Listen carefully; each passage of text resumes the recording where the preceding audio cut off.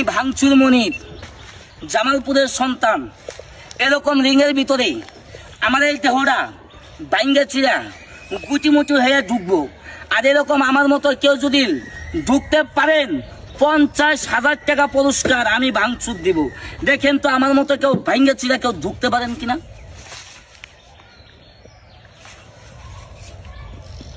এইটুকের ভিতর দিয়ে আমি ঢুইকা বাড়াবো, লক্ষ্য করেন তো ভাই।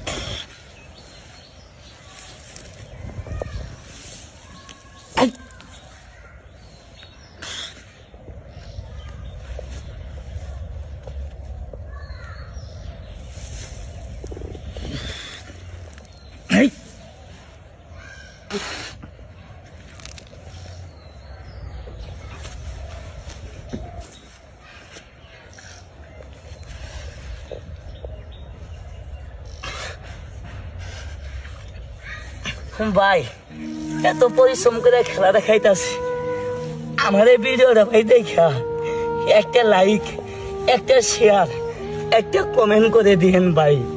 এত পরিশ্রম করে ভাই জায়গায় জায়গায় যায় ভিডিও করি আপনাদেরকে আনন্দ দেওয়ার জন্য।